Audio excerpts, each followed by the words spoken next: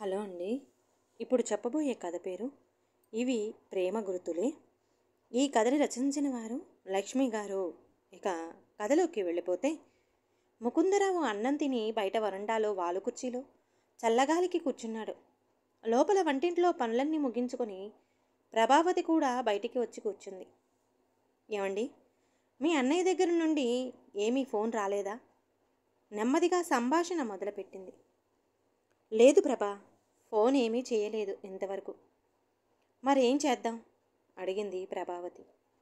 అన్నయ్య సంగతి వదిలేద్దాం ప్రభా. మొదలు నుంచి అంతేగా, ఇలాంటివంటే అస్సలు పట్టించుకోడు. నాకు మాత్రం అలా మనసొప్పట్లేదు. అలా అయితే మనమే ఇక్కడే అన్ని ఏర్పాట్లు చేద్దాము, మనమే పెడతాము. అవును, నువ్వన్నట్లు అన్నయ్య వస్తే వచ్చాడు, లేకపోతే లేదు. మనం ఇక్కడే చేద్దాం, అమ్మ కూడా సంతోషిస్తుంది. అలాగేనండి, రేపటి నుంచి అదే పనిలో ఉండండి. వాళ్ళిద్దరూ అంత సీరియస్గా మాట్లాడుకునే విషయం ఏమిటంటే, ముకుందరావు తండ్రి గారి సంవత్సరికాల గురించి. ఏడాది అయింది తండ్రి దైవ సన్నిధికి చేరి.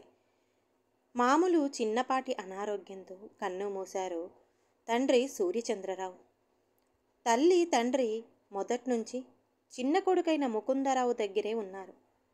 పెద్ద కొడుకు వాళ్ళు ఎప్పుడు ట్రాన్స్ఫర్ అంటూ వేరే వేరే రాష్ట్రాలలో ఉద్యోగాలు చేయడం వలన వాళ్ళ దగ్గరికి వెళ్ళి ఉండిన సందర్భాలు చాలా తక్కువ. దానికి తోడు పెద్ద కోడలిది నోటి తురుసుకి భయపడి ఎక్కువగా అక్కడ ఉండటానికి ఇష్టపడ్డరు. ఇక 70 ఏళ్ళు దాటాక ఎక్కడికి కదలటం మానేశారు. పూర్తిగా చిన్న కొడుకు దగ్గరే ఉంటున్నారు. ప్రభావతికి అత్తమామలంటే ఎంతో గౌరవం, ప్రేమ కూడా. సొంత తల్లిదండ్రులు అన్నట్లుగా ఎంతో బాగా చూసుకుంటుంది. సంవత్సరికాల గురించి కనీసం ప్రస్తావన కూడా తీసుకురానందుకు అన్నగారంటే కొంచెం కోపం కూడా వచ్చింది ముకుందరావుకి. తను డబ్బు ఖర్చు పెట్టక్కర్లేదు, పెద్ద కొడుకుగా కనీసం చెయ్యవలసిన కార్యక్రమాలు ఉంటాయి కదా, అది కూడా పట్టించుకోలేదు. సరేలే అనుకోవడం అనవసరం అనుకుని ఆ మర్నాట నుంచి ఏర్పాట్లు మొదలుపెట్టారు. ముందుగా తమ ఇంటి పురోహితుడిని సంప్రదించి కర్మకాండలు జరిపేవారి ఫోన్ నెంబరు తీసుకున్నాడు. వారిని అడిగి కావలసిన వస్తువుల లిస్టు తీసుకొని పెట్టుకున్నాడు. మరునాటి నుండి బజారు పనులు మొదలుపెట్టాడు. కొన్ని వస్తువులు చాలా మటుకు వారే తెస్తామని చెప్పడంతో తాను తేవవలసిన సరంజామా అంతా తెచ్చి రెడీగా పెట్టాడు. తర్వాత చెప్పవలసిన వారందరికీ ఫోన్లు చేసి చెప్పారు భార్యాభర్తలిద్దరు. ముందుగా అన్నగారికి సమాచారం ఇచ్చాడు. మంచిదిరా ముకుంద, అక్కడ జరిపించడమే వీలుగా ఉంటుంది. అమ్మ కూడా అక్కడే ఉంది. మీకు అక్కడ చక్కగా తెలుగు బ్రాహ్మణులు దొరుకుతారు, మాకిక్కడ వెతుక్కోవాలి. అదే ధోరణి, తప్పించుకునే ధోరణి. 2 అగ్గల కుటుంబాలు పిల్లలతో సహా వస్తామన్నారు. ఇక మేనత్తలకి, అమ్మ చెల్లెళ్ళకి అందరికీ ఫోన్ చేశాడు. మొత్తం అంతా కలిపి 40 మంది అయ్యేటట్లున్నారు. కొంచెం 1 రోజు 2 రోజులు ముందుగానే వచ్చేవాళ్ళు కొందరున్నారు. వంట మనిషిని పెడదామా అన్నాడు ముకుందరావు. వద్దు, మీ అక్కయ్యలు కూడా వస్తారు కదా, అందరం కలిపి చేస్తాము వంటలు అంది ప్రభావతి. తల్లి సావిత్రమ్మకి చెప్పారు విషయం. ఆవిడికి చెవుడు 2 చెవులు వినపడటం లేదు ఈ మధ్య. మిషన్ పెట్టుకోమంటే పెట్టుకోదు. ప్రభావతి వంటలకి కావలసిన సరంజామాలు సమకూర్చడంలో తల మునకలయ్యి ఉంది. ముకుందరావు అక్కలు, బావలు, పిల్లలు ముందు రోజు వచ్చారు. వాళ్ళు వచ్చాక ఇంట్లో సందడి మొదలైంది. ఆ రోజు రాత్రి దిగారు అన్న, వదిన, పిల్లలు ఏరిరా అని అడిగితే వాళ్ళకి టెస్టులు ఉన్నాయట, రావన్నారులే అని సమాధానమిచ్చాడు అన్న రామారావు. మర్నాట నుండి సంవత్సరిక కార్యక్రమాలు మొదలయ్యాయి. 2 రోజులు వాళ్ళ కుటుంబ సభ్యులే ఉన్నారు. ఆడవాళ్ళు తలో చెయ్యి వేసి వంటలు చేశారు. మూడో రోజు ముఖ్యమైన మిగతా వాళ్ళంతా వచ్చారు. వాళ్లే కాక ముకుందరావు ప్రభావితుల ముఖ్యమైన స్నేహితులు కూడా వచ్చారు భోజనాల టైంకి. పెద్ద ఫోటో పెట్టారు సూర్యచంద్ర రావు గారిది ఒక పక్కగా గోడ దగ్గర స్టూల్ మీద. దండ వేశారు ఫోటోకి. వచ్చిన వాళ్ళంతా పువ్వులు ఉంచారు పటం ముందు. దండం పెట్టుకున్నారు. పిల్లలు కూడా వచ్చి ఎంతో భక్తితో నమస్కరించి దండం పెట్టుకున్నారు. దేవుడి దగ్గరకు వెళ్ళిన వాళ్ళందరూ దేవుళ్లతో సమానం. ఈ కుతిచ్చత లోకపు నీడలు కూడా పడవు వాళ్ళ మీద. బ్రతికున్నంత వరకే ఆశలు, అది కావాలి ఇది కావాలి అని. పోయిన తర్వాత ఏదీ మనతో రాదు.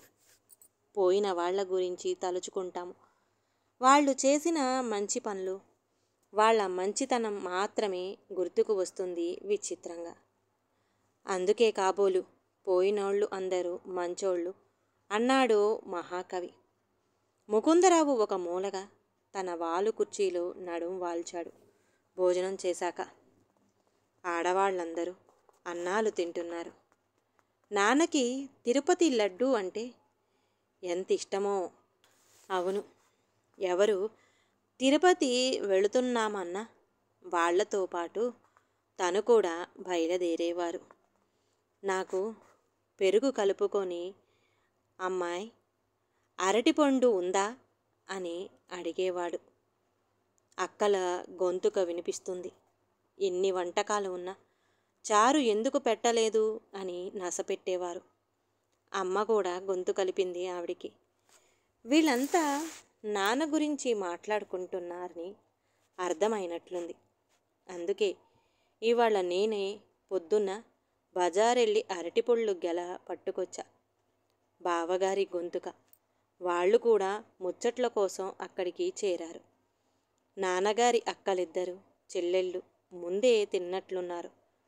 పక్క రూంలో మంచాల మీద నడుం వాల్చి మాట్లాడుకుంటున్నారు. అక్కయ్య, నువ్వు అన్నయ్య కలిసి ఒక మంగళహారతి పాడేవాళ్ళు, అది పాడవే?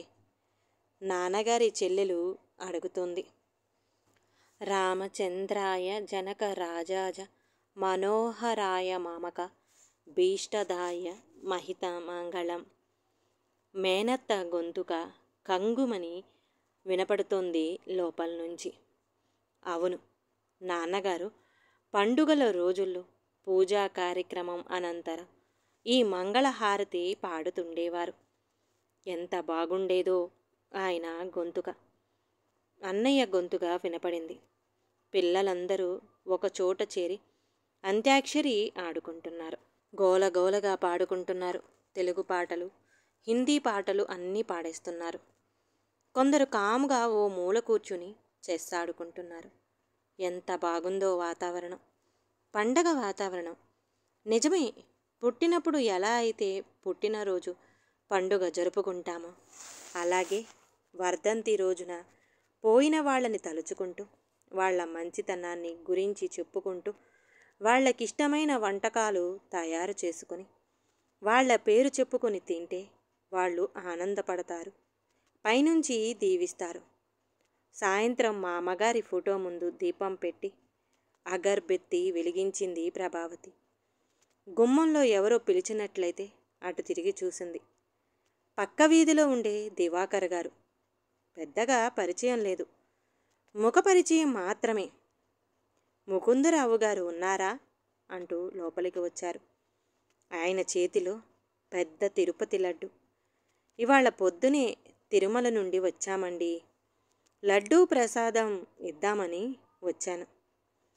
ఆ రోజే అనుకోకుండా అందుకున్న తిరుపతి లడ్డు చూడగానే అందరూ ఒక్కసారి ఆశ్చర్యపోయారు.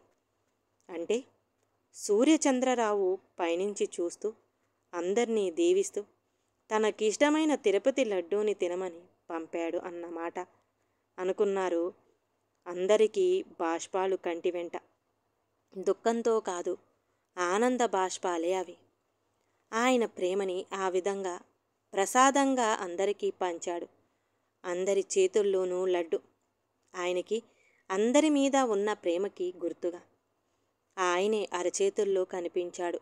అందరి కళ్ళకద్దుకొని నోట్లో వేసుకున్నారు. పిల్లల ప్రేమని పొందే నాన్నలందరూ అదృష్టవంతులు.